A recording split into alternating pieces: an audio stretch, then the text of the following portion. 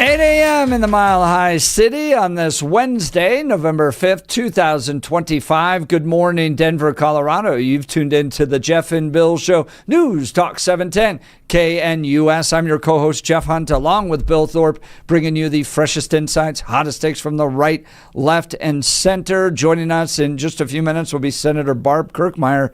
She's a current state senator, sits on the Joint Budget Committee, also running for Colorado governor. And we'll be talking with her about last night's results, plus some statements made by Michael Bennet regarding costs in Colorado. And it's getting so expensive to live here. But Democrats who've been promising affordability for the last decade can't seem to deliver on it? Shocking, because more and more of your money is going to fees, which are really taxes, than ever before in the state. So we'll be covering that this hour, though. Now is time for news and comment with Blake Olson. Blake Olson. Blake Olson, news and comment. Hey, good Wednesday morning, 39 and sunny in Denver, expecting a high of 69 today with sunshine. News sponsored by Pastor Camp Heating and Air Conditioning at 303-777-1234 to learn more about special savings opportunities on Lennox equipment. Our top story, Denver voters decide to keep the ban on the sale of flavored tobacco and vapes, according to current results. Jody Radke, regional director for the Campaign for Tobacco-Free Kids, celebrating an early win, saying it's one of the strongest tools local governments have to reduce youth addiction. We are incredibly excited, incredibly proud to see the early numbers that have come out and to see that Denver voters have prioritized kids' health over the profits of the tobacco industry. A yes vote on referendum 310 keeps the ban, which supporters say protects kids from products designed to hook them on nicotine, while a no vote would have lifted it, with opponents warning it could hurt small businesses and cost the city millions in tax revenue. Now, let's get together and get rid of all those dope shops, okay? Speaking of dope. Thank you to those so often forgotten by the politics of our city who made this movement their own. I speak of Yemeni bodega owners and Mexican abuelas, Senegalese taxi drivers and Uzbek nurses, Trinidadian line cooks and Ethiopian aunties. Yes, aunties. To every New Yorker in Kensington and Midwood and Hunts Point.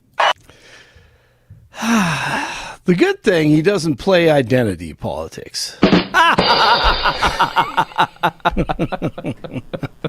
Commie Donnie To wins anybody except for the white Christians, basically. That's right. Exactly.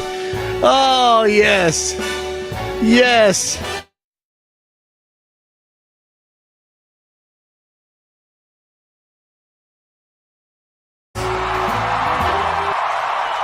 Oh, my goodness.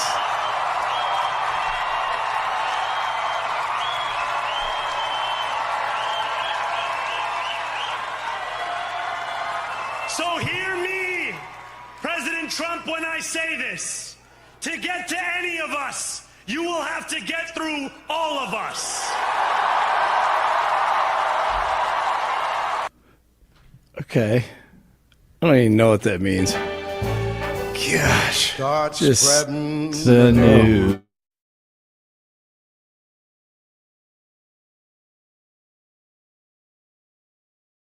You think of Frank Sinatra and you think of like the great like performances and New York City and Broadway and fine dining and like all the cool stuff. American flags everywhere. Just remember Yankee what flags. happened. What happened to Denver, right? Like nobody goes to it anymore. And then as a result, the business is shut down. So restaurants are shutting down. They don't have the tax revenue to be able to do their programs anymore. Just remember, that's what New York was at one point. It was a great place to go to. Denver used to be this great place to go to and have a lot of fun. Now nobody wants to go to it anymore. No. And that's what's going to happen in New York. If if you want to do it the American way, it will work.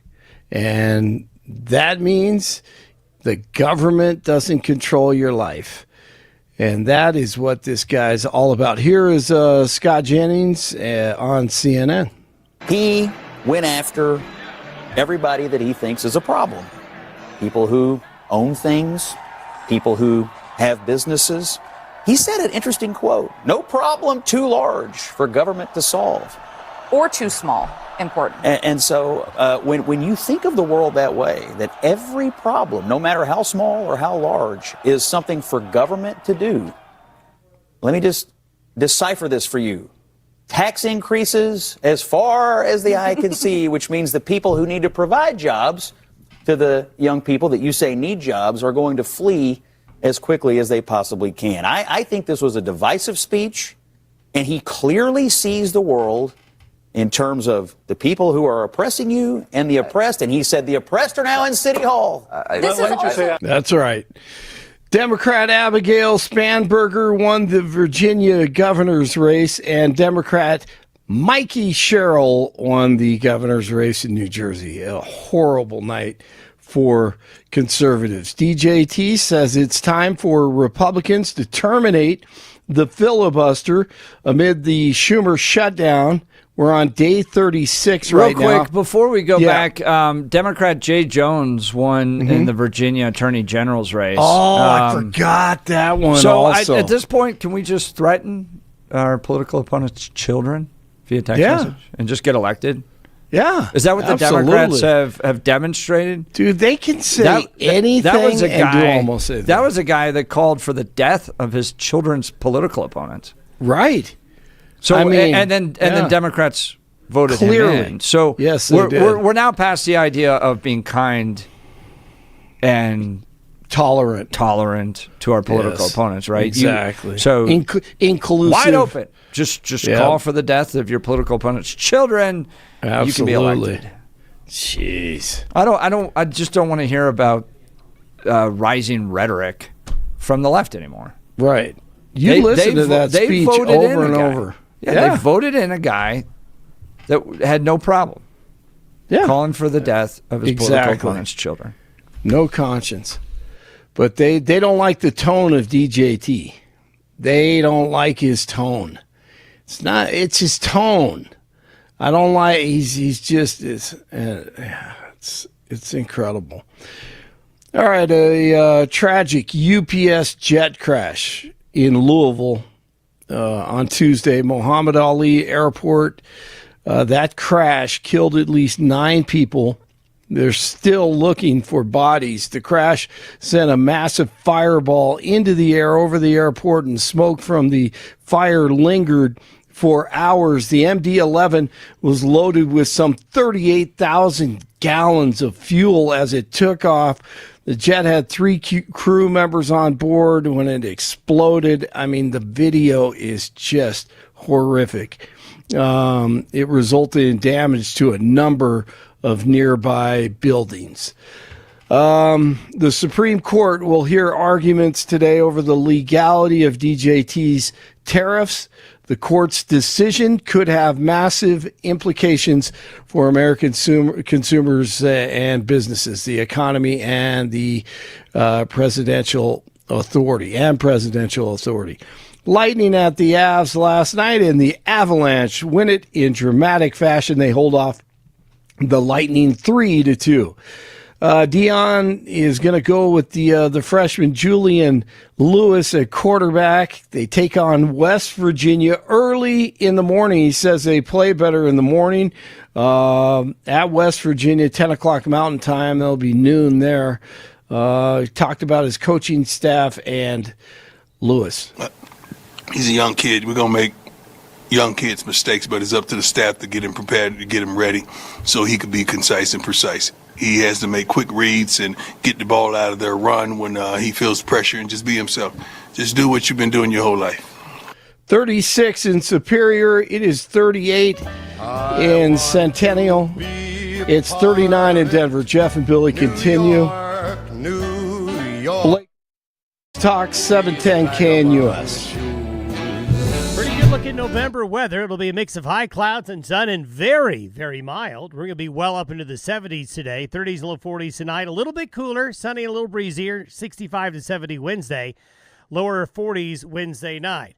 For Thursday, increasing high clouds, breezy, 60s, and a bit cooler for Friday and Saturday, 50s and 60s, as a couple of frontal systems will come through. But any moisture with these fronts at the end of the week and the start of the weekend will stay in the mountains and to our north. Meteorologist Don Day in the 710 KNUS Weather Center.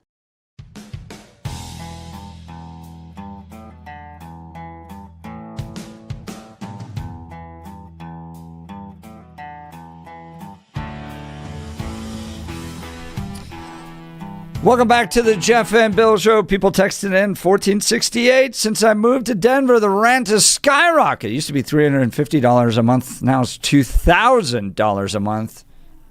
That person, 1468, not alone. Michael Bennett saying Colorado's the 5th most expensive state in the nation for housing and childcare. Wow. Man, what could be wrong with the state of Colorado? We should definitely double down on the direction we're going. And that's the perspective I got from voters. I don't know what to make of it. Well, to provide some comment, guidance on all this, and maybe a different direction for the entire state, Barb Kirkmeyer, she's running for governor. She's a Republican in the primary running for governor, but also serves as a current state senator and a member on the powerful Joint Budget Committee down at the Colorado State Capitol. She joins us now. Senator, thank you for your time this morning. Yes, thank you. Thank you. It's great to be here, back on your show. So I look at yesterday and I go, all right, we're at a place of government dependency where our kids need meals provided by the government, and the voters of Colorado are like, yes, Proposition LL and MM, we're going to vote for that. Michael Bennett's complaining about the expensive aspects of this state, housing, childcare. I'm not optimistic about the direction of Colorado. Senator Kirkmeyer, what is your response? Can you give me a little bit of hope this morning? Well, I will tell you that up here in Weld County, our candidates won and are doing fine. And, I'm not sure exactly what happened. It seemed like there was some low voter turnout in some areas, but I think the whole thing with feeding kids is important to folks and making sure that children get their food, especially through the SNAP program. I think that tugs at everyone's heartstrings, and everybody thinks, well, that's a good thing to vote for, especially when it's not increasing my taxes. And I think that's how most people look at it. So you're running for governor. I imagine you look at what happened last night and you're adjusting your campaign, your message. How does a Republican win in this state right now? That's a lot of the questions I get from other conservatives and Republicans is, can a Republican win statewide? Or are we doubling down on socialism? We've had members of the DSA on our show who said, the future of Colorado is socialist. What's your response? I just don't think so. I think there is still an opportunity for Republicans to win in this state, especially in a statewide race. I think from at least the polling that I've seen, granted, we just had an election and maybe it shows a little bit different, but I think, again, it all depends how things are proposed, how they're presented. I mean, I didn't see a lot of ads one way or the other from either side on the LL and MM. I saw a lot of, vote no kind of things on Twitter and Facebook, but didn't really see a whole lot of ads or things about it. And again, I think the ad saying, we got to support our kids, I think that's something that most people really want to vote for and support. I don't think they like to see, with the SNAP program, it being shut down. I don't think people like to see that. So, and the Healthy Meals ballot initiatives have passed the last 2 times they've been on. So to me, that wasn't really a big surprise. I think for Republicans, though, we need to stick to a strong message of, what this whole part about, we're the second most dangerous state in the nation. We're so unsafe and we're so unaffordable in this state. I think when we talk about that, and we've seen even in past elections, and even seen in the polling with regard to people being very fiscally conservative. And I think if we stick to that part of our message about, we don't need more government, We don't need more regulations. We need to become more affordable. We need to be able to feel safe in our communities. And we want to make sure that our kids are getting a good education. And then, there was nothing on the ballot about fixing our darn roads, but I sure do hear a lot about that as I'm traveling the state and talking to folks. So, again, I think it's a different year. It's a different ballot that was out there. But I think as long as Republicans stick to a very strong message on those topics of unaffordability and being unsafe and talking about how we're unraveling. I mean, we've had a state party or a party now a state that has been one party controlled for the last 7 years. And look where we're at. I mean, I spoke to a group of about 200 women in Denver, and they probably were maybe a little bit more left-leaning. But when I start talking about how this one-party control has limited access to health care for everyone, and that we have 25 counties that have maternal health care deserts and growing, and now it's happening even more along the Front Range with limited access to health care, they're all like shocked. And I'm like, that's what one-party control gets us. And when I start to talk to people, it's like, hey, look, I'm a mom, I'm a grandmother, I grew up poor on a dairy farm. I know what it's like to go without. And, when I'm the only Republican on the Joint Budget Committee arguing that we need to have more dollars for SNAP, that the governor, the money he's putting in, $10 million against a $120 million monthly program, is not going to be enough for those approximately 300,000 kids that aren't going to get food. I think those are messages that resonate with all of the general public, whether it's Republicans, unaffiliates, suburban moms, even some of our Democrat friends. I mean, they get it as well. So, again, I think it goes back to being I'm a common sense conservative, and I think that's what people are looking for, and I think we can do it. I think there's opportunity still, and the next election for governor is a year off. There's a lot that can happen in a year. I hope so. And we're talking with Senator Barb Kirkmeyer. She's a Republican in the primary for the gubernatorial race here in Colorado.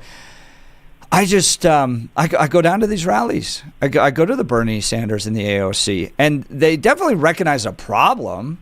Everybody's recognizing the problem. I get the text messages here. It's so expensive. Michael Bennet, an elected U.S. Senator from Colorado, recognizes the problem because Colorado's the 5th most expensive state in the nation. But what I see is a doubling down on socialism, that they do believe that the government is the solution, that the folks with the nice homes are the problem. And if we just, and they've gotten into the doom loop of socialism, if we just had a little bit more. We just had a little bit more. I had the DSA here, and they're going, we just need a little bit more. If we have a little bit more, then all these programs start to work. And I'm sitting there going, you're more dependent on the government than at any point ever. You're taxed more than ever. The fees are higher than ever. This state has more control over your life, and you are more dependent on the government than at any point ever in this state's history. And you are miserable, and you go down to an AOC rally. That's where they see the problem, but they just double down on the government. How do you break through on that? I understand that, but also at the same time, look what Michael Bennet just put out. His whole thing where he calls basically this administration he calls them a disgrace.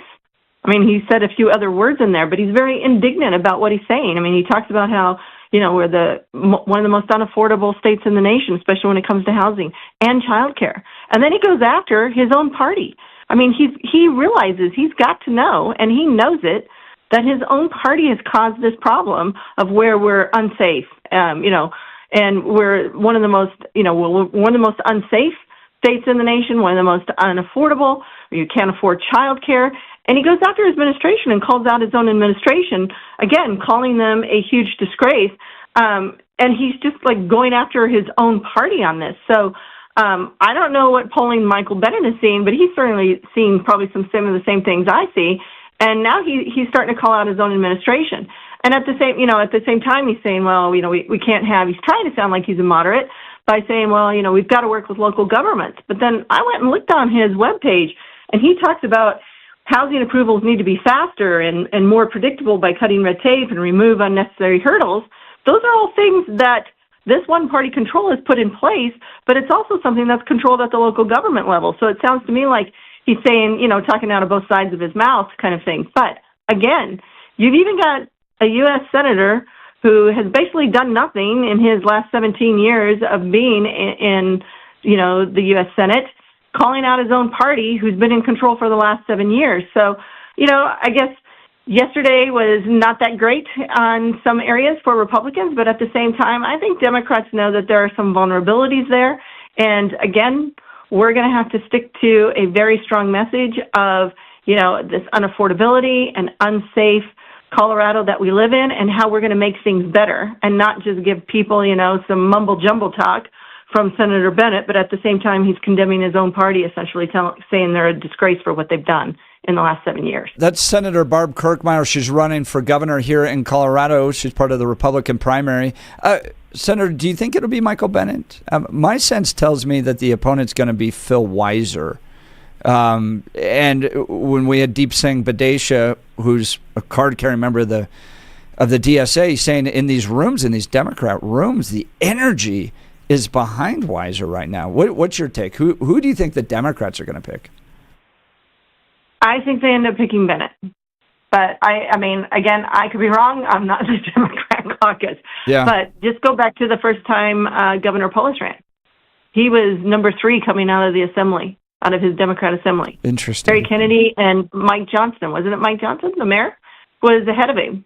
But I remember Kerry Kennedy was top of the ticket going into that primary election.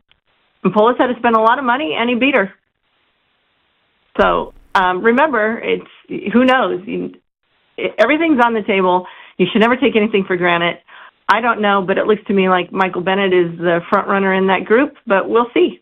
We'll see. That is Senator Barb Kirkmeyer running for governor of Colorado. Yeah, I do think I have a hard time wrapping my head around Bennett being anybody's first choice, but I can see him being everybody's second or third choice, which means if we had to make the least offensive choice, maybe he comes out and wins. The idea of, the one thing that everybody can agree with is that beige wallpaper is unoffensive.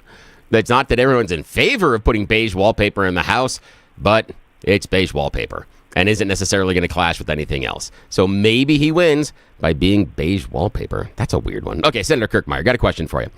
Want to talk about what we can possibly learn from the direction inside of Colorado. You talked about earlier in our conversation, meeting constituents and voters about this is what happens with one-party control. And I agree with you that giving one part or the other too much of a voice makes them unresponsive to the average voter and makes them tack more in their direction, whether that be left or right. Now, given that, and that we are seeing some pain points based on one-party control in Colorado, should we have any faith at all that some message about the dangers of one-party control can break through, given the window that we saw the election results here? Weld County was the standout for conservative voters, but everybody else in the state seemed to be just fine with that one-party control. How do you possibly make that a message that can move voters? Well, first of all, I don't think this election was about a statewide race. It wasn't about the one-party control. It was really about healthy meals, which, again, the first 2 times Healthy Meals has been on the ballot, they've passed. I mean, they went back, the first time it passed, they went back and said, hey, can we keep the additional money? And everybody said, yeah, sure. And that's essentially what they did again now. It's like they've already voted for it and said they liked it, and said they wanted it. So now they're going to continue down that path. I mean, I was not, frankly, that surprised that both measures passed, especially given what has occurred just in the last few weeks leading up to the election with the whole SNAP program. And then the other part of this election was about local governments, local school boards and, again, municipalities, which is, people don't necessarily know the R's and D's. I mean, I know we all do because we're into it, but, get out from underneath the bubble. And most people don't know. They just look at it and they see whose message they like. They see how they're delivering it. I mean, really, it's about how do you deliver the message sometimes as much as what the message is. So I think that's what we need to look at as Republicans or, quite frankly, anybody running in any race needs to start looking at. But and get there and work to get their message out in a very positive way. So I think next year's election is going to be totally different. There will be at least 4 or 5, there'll probably be 15 items on that ballot, but several of those will be more favorable to the fiscal conservative side of things, to people saying, yeah, I mean, look at what happened just a year ago. Prop 130 passed pretty overwhelmingly, the whole back to blue, let's go fund local government, local government law enforcement folks. And everybody said, yeah, let's go do it. The year before that, we were 60-40 on no on HH, which was going after Tabor. So I think when we have some different measures on, when we're talking about, fentanyl and fees and taxes and other things on the ballot at the same time that we have a statewide race, I think that starts making a difference as well. And we'll have more people that are showing up to the polls. That's Senator. Sorry, Senator. I'm going to interrupt you just for a sec there. Senator Barb Kirkmeyer, one of the things that you said early on in your response, because I want to go in a direction about voter turnout and such, but we'll get to that in a sec. One of the things I thought that was telling early on in your answer was the idea that, LL and MM were favorable because it was sold as, can we keep additional tax money collected from this particular group? Exactly. And the point that I wanted to make is, and maybe get your opinion on it first, then we'll go to another direction, but I want your opinion on, is that going to be the messaging Democrats will use in order to eventually put Tabor into the grave? They have been very ineffective at taking Tabor away. However, if they incrementally come at the taxpayer and say, can we keep taxes in excess of this that we collect on this group, you can slowly erode the effectiveness of Tabor. Do you think this is going to be the game plan for Democrats going forward? I think it's already been their game plan, and I think it works at the local level because people trust their local officials generally more than they trust at the state. And I think they've been able to, at the local level, say, can we keep your money and use it for this specifically? I think the problem they've had at the state, Democrats at the state have had, is like, well, just give us the money and we'll use it where we think it will be used best. And people don't generally like that. And they also understand, the difference between, I think people generally understand, like at the local level, especially municipalities, they operate off of a sales tax. So for them, it's like it's always somebody else's taxes that, is getting gored, basically, or it's somebody else or someone else is paying the sales tax. And it's a little bit different. But when they're looking at their own pocketbook and their income tax, it's way different. They're looking at, like, why do I have to keep paying in all of this? When they're looking at property taxes, it's way different. And so that's why you see, like, in some places, like counties and stuff, have a difficult time because they rely more on property taxes than they do on sales taxes. So it's a different message all the way around that has to be crafted. So I don't think you can just do across the board, brush across the board and say, if we take it on to something, because they've tried that at the statewide level. They said, look, we want to use your Tabor refunds and keep your Tabor checks so that we can give you property tax relief. And people saw through that. Prior to that, they said, look, we want to use your Tabor refunds. We want to increase Tabor and keep your taxes so that we can fund education. Well, we don't need the additional tax dollars to fund education because of some bills and amendments and things that I've gotten passed. Education is funded. It's fully funded. So they don't have that argument to say that, we need more money for education.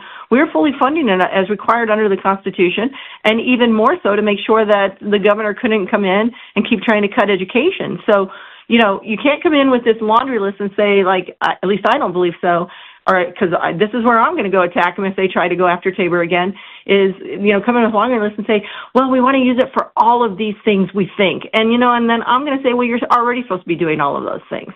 So I think the message at the state is different than what happens at the local government level. And I think that's the election that we are having this year was more like at what's going on at the local government level. But again, that's my opinion. And I co-chaired the No on HH campaign. I think we did a pretty darn good job and got people to say 60-40 no. They didn't even want to dip into their Tabor refunds and give you more Tabor money to lower their property taxes. And then I came back and had the greatest property tax relief in the state. So Now, state's history. Senator Kirkmeyer. There you go. Yeah, go ahead. I want to talk about voter turnout. And part of it being, you talked about, just who was showing up, lower voter turnout, not as much energy and enthusiasm because there weren't some statewide elections here. So in some ways, those that are civically engaged would hopefully realize that in these type of elections that your single vote has a larger share of voice. And what I mean by that is if we have 500,000 votes or 1 million votes, your vote carries a larger share of voice in that lower turnout. So with that on the table, that we all understand that, what I want to know is where were the Republican votes? I see a lot of Democrat wins, and I hear a lot of people that are conservatives, both on this show and the text message, the callers, talking about the direction the state's going, and this is awful. Where were the Republican voters in these elections? And primarily, I'm talking about my own backyard in Aurora, where it looks like the conservative city council could get bounced out. Where were all the conservative voters in your mind this election cycle? I think that's a very good question. And I think, again, we're in an off-year election. They're typically lower voter turnout. Most people just really aren't paying attention. I think you also have to look at what's going on at the national level. And, I think some people are just ticked off at government, and they don't go vote or they just don't feel it's necessary. I'm not really sure. In Weld County, the people turned out, especially up in Greeley. There were 3 very hotly contested races in the mayor's race and a couple of the council member race, and they all got returned, and even in Weld County. But then at the same time, they voted for LL, and I think they voted for MM in Greeley. Weld County as a whole voted against MM, but I think LL passed in Weld County. So I think, again, you have to people are looking at the ballot, and I think we put a lot into it where we need to realize that about 50% of the voters, they're not even paying attention until the last 2 weeks before an election.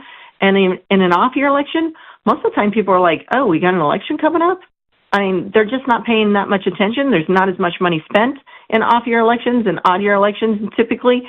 So messages aren't getting out there as much, and I think all that plays into it as well. So, but to answer your question directly, I don't know. I don't know why they all didn't come out to vote. Maybe they're just ticked off at something. Who knows? Interesting. Thank you. That's what I'm somewhat worried about for the Colorado GOP is, if not now, when? And if it's only the turnout is maximized when Trump's on the ballot, that's a problem going forward, not only in the midterms, but also in the next major election, because he's not going to be on the ballot. And that's what I'm worried about. If the GOP is dependent upon Trump being the juice that is going to make this thing go, there is a larger issue as far as turnout that the Colorado GOP really needs to focus on, in my opinion. I think we do need to focus on turnout, but I think we're all kidding ourselves if we don't think Trump isn't always on the ballot, at least in these days, because he just is. One way or another, he's still in people's minds, and he's still playing in Colorado with what's going on. It's just like, and I learned this in the 22 election, where I did lose by 0.7%. But, I thought Biden was, you always think Biden or something like that's going to be at the top of the ticket. But, in 22, it was actually, in our state, it was Polis, and he was very popular. So you have to keep those things in mind as well. So there's a lot that plays into people's mind. But I think you also just have to consider, because we're all into this and we all follow elections, and we're trying to keep track of what's going on, doesn't mean a majority of the people in this state are. And maybe they just get tired of things. And I think that's also something else that we all need to be concerned about. That's Barb Kirkmeyer. She's a Republican candidate for Colorado governor. She's also a state senator, a member of the Joint Budget Committee, a mom, a grandmother, a dairy farmer, small businesswoman, most importantly, a patriot. And you can learn more about her by going to kirkmeyerforcolorado.com, kirkmeyerforcolorado.com. Senator, we know you're very busy. Thank you for taking time to join us and provide some analysis of what happened last night. Yes, thank you so much. Yeah, thank you. Thank you. Appreciate it. We'd love to hear from you. Give us a call, 303-696-1971. Text us on the Dan Caplis Law text line at 720-819-5115. We'll continue. By the way, let's talk advanced hair restoration. For many of us, it's happening. Your hair's thinning, your crown's disappearing. Maybe hair loss has you feeling your identity's lost altogether. Well, I got good news for you. It's an incredible yet simple one-day treatment that starts growing your own natural hair the very next day, and it's guaranteed to grow for life. It's the Advanced FUE from Advanced Hair. We've all seen the pills and lotions that come with monthly subscriptions. They help retain what you have, but what if what you want is your own natural hair permanently in specific areas? From Advanced Hair's state-of-the-art facilities to the world-class Dr. Tanya Pauls, it's not maybe your hair will regrow. It's guaranteed that your new hair will grow. You decide how much, how thick, and where. It's why Advanced Hair is the winner of Westward's Best of Denver. For your free consultation, $250 off and 250 free hair grafts. Call 720-459-HAIR, 720-459-HAIR. That's advancedhair.com, advancedhair.com. We'll continue. Phone lines hot. You're listening to The Jeff and Bill Show. This is Denver's Talk Leader News Talk 710 KNUS.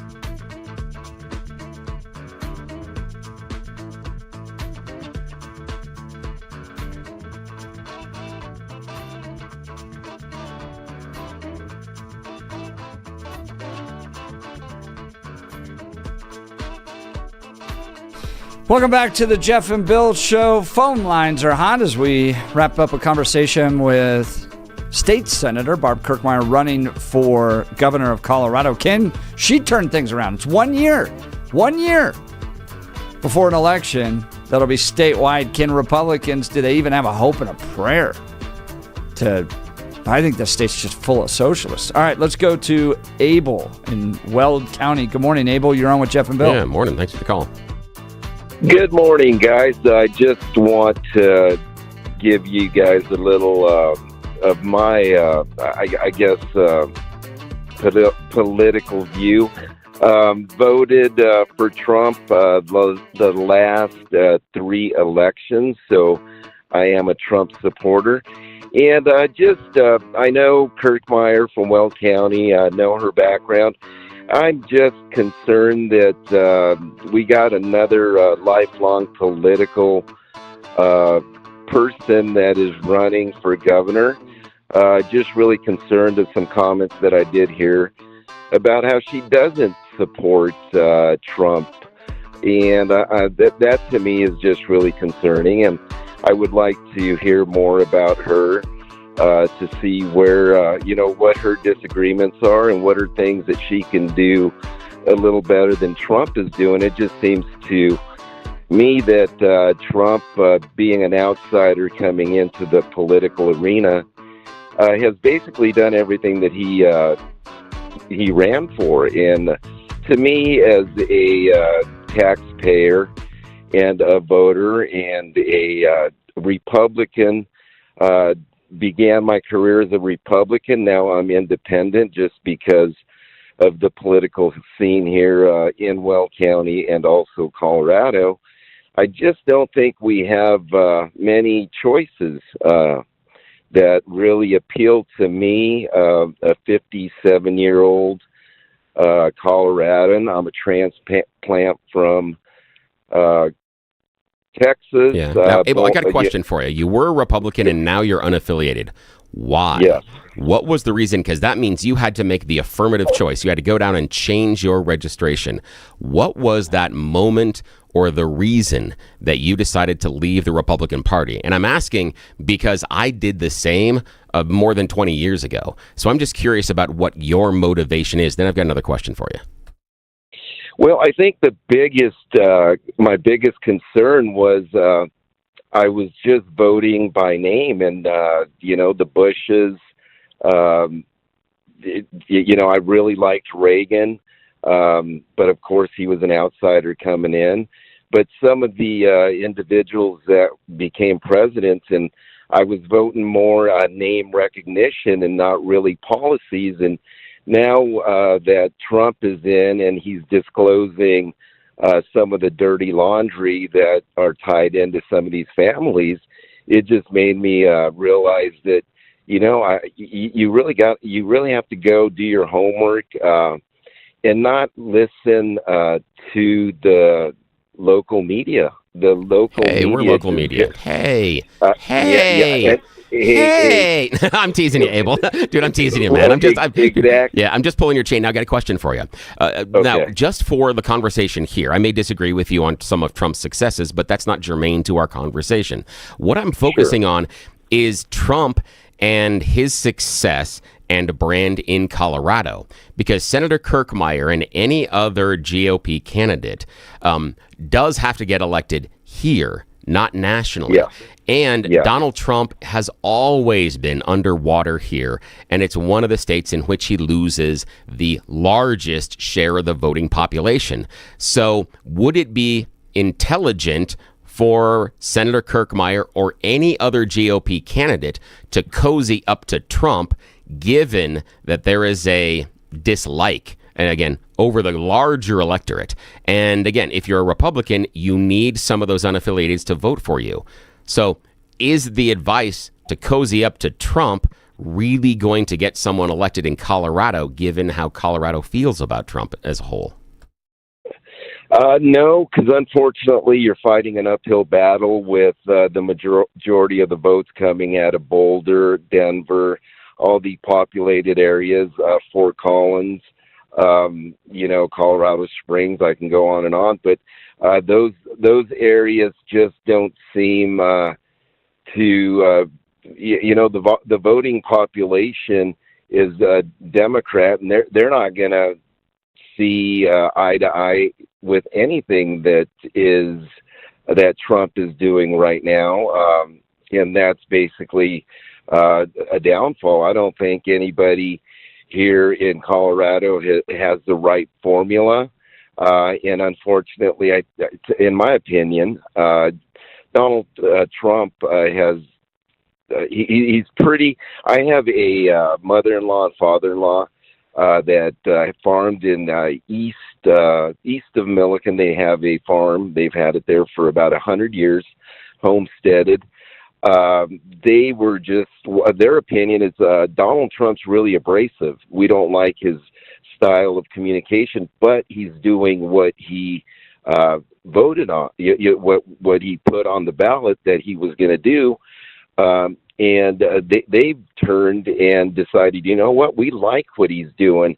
And their last names are Camersville. They have been in the area for years and years and years, 100+ years. And so I think it's an uphill battle with not so much the rural areas, but more so the cities. Yeah, the certain population. I appreciate the phone call. We've got to move to a break. Yeah, all suburbs. Right. And I think that's part of it, is that cozying up to Trump in those large populous areas where you're getting more votes is going to be somewhat of a negative. And it's going to be very difficult in Colorado because of our landscape to navigate that. It's going to be tough. Yeah, because we're full of socialists. I mean, Kamala Harris got more votes than Barack Obama did in the state. All right, we'll continue. You're listening to The Jeff and Bill Show. This is Denver's Talk Leader, News Talk 710, KNUS.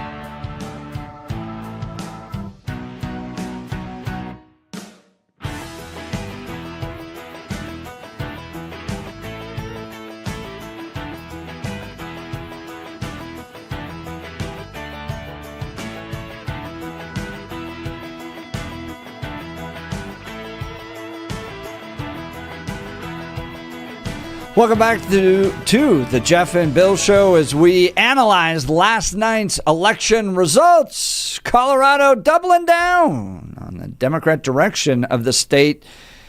What's its future? We're just kind of into the California, Washington, Oregon, New York doom loop at this point. Just more and more progressive, higher and higher taxes, worse and worse government services provided to you. Is that just where this is going to go? And should you leave as a conservative?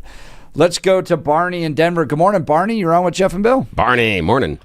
Hey, good morning, guys. So before I beat up on Barb, I mean, I know she's a woman, but I got something to say to her. Abel might know the only farmer in the state that would vote for Trump. Farmers tend to be really liberal. We all think of farmers and ranchers, and Jeff, I think you can attest to this, that they're rock-solid conservatives. Farmers are just definitely not. They love their subsidies and whatever. That's not my point. You had a guy call up William that talked about the money guy, right? He's a retired money guy. And he was talking about Mandami. And look, I'm not Einstein. You guys knew he was going to win. Everybody knew he was going to win. Look at what he was up against. Kumo, the woman molester, the pig. I mean, that stuff, these guys that were pigs, it's just over with. And then you have Curtis that can't lose the costume. I mean, it's like, dude, the Red Angels or whatever the hell you guys were, that's been over with for 40 years, and it wouldn't work now anyway. But Mandami sounds good. I think he's full of crap. I think he's going to burn that city down. But if you compare him to de Blasio sounded like an idiot every time he spoke. This guy sounds legit, and what else are the people supposed to do? Now, I know that I'm not going to pay $4,600 rent, move to New York and work and spend every dime I make on rent. I'm not going to expect you to pay my rent, Jeff or Billy, but it is what it is. But going back to Colorado, you want to know when I became unaffiliated, Billy? Would you like to know? Yeah, I would love to know. When? Wayne Allard started the ball rolling. John McCain started the ball rolling for me. But then when we voted for Cory Gardner, I can't even blame Mitt Romney for this. It was Cory Gardner, and he hits the Senate, and he literally does a lip lock on Mitch McConnell's butt. It's like, nope, I'm done. I've been supporting butt clowns for 20 years. Done with you guys. I'm unaffiliated. But I will say we're obviously a commie state. And, Barb, what I want to, not one Republican has come on your show. Not one of them has said anything about these stupid gun bills that are unconstitutional. We got another one coming in 26. Look out for that one. Or the bill with the tranny stuff. You cannot compel me what to say. That's my First Amendment right. Now, one Republican has mentioned any of that. So, and I love Victor Marx, but Victor Marx tells us we got to get along. We've been getting along and kissing butt for 30 years. It ain't working.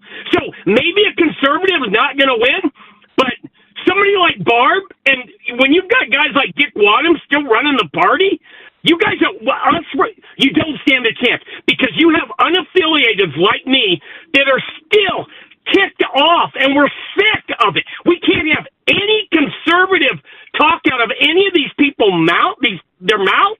We've got to go along, kiss butt, and get along. I don't care if we lose. If the state's blue, great. Eventually I'll move. But no, people have to have their values. You have to have your core principles. And I'm not going to go along with it. And Barb, you don't stand a chance. Polis won because he ate Walker Stapleton for lunch. You got a pretty boy. By the way, pretty boys are not going to cut it. And I don't think Gavin Newsom is a twit, but look at the guy in New Jersey. He didn't stand a chance. He's just too pretty. That's all there is to it. We want real, and we just want real. That's all we want. And these used car type salesman politician guys, it's a new day. You guys aren't going to win.